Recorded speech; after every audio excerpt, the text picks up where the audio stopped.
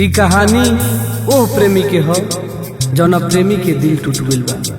बहुत चाहला के बाद भी वो एक लेखा से हो पाओ, घर परिवार के डरे, लोक समाज के डरे, चाहे मान सम्मान के डरे। अंत में दोनों अपना किस्मत के दोष देके एक दूसरे से बिछड़े के सलाह करता रहे।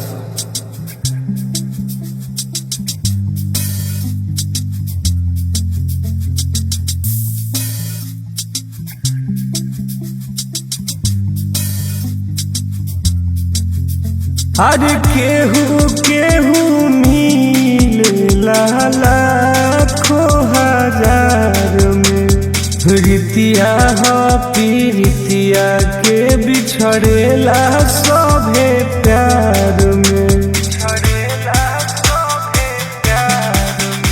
अरे केहू केहू मिलेला लाखों हजार में, रीतिया हो पीरितिया के बिछड़ेला सभे प्यार में।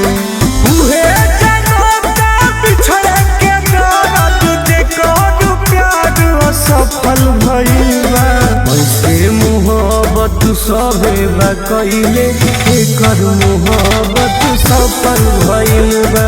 ऐसे मोहब्बत सभे बा कइले, एकर मोहब्बत सफल भइल बा। सबके नसीब में प्यार ना होला।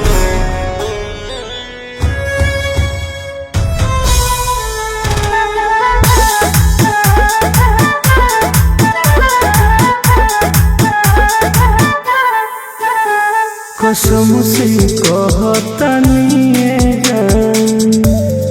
लोर गिरावत सबसे छुपावत रहतनी जान।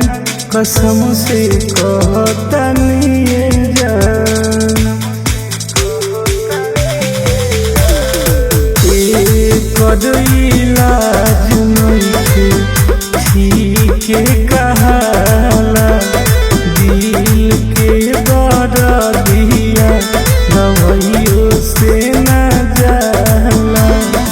उहे तड़पी छछनी रही जेकरा प्यार असल भइल बा। ऐसे मोहब्बत सभे बा कइले, एकर मोहब्बत सफल भइल बा।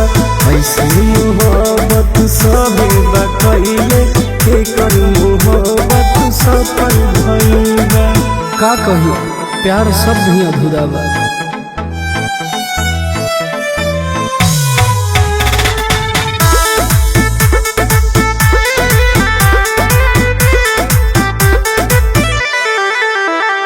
गजब मजबूरी भइल बा, मिले के मन बा कहीं से मिली दूरी भइल बा।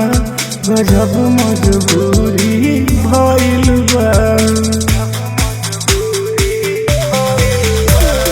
केहू खुद खुशी करे ना तो केहू भागे। दिलवा के रोगवा दुश्मनों के ना लागे।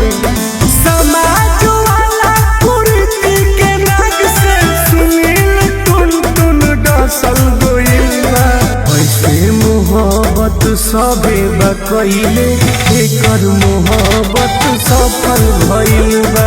ऐसे मोहब्बत सभे बा कइले, एकर मोहब्बत सफल भइल बा।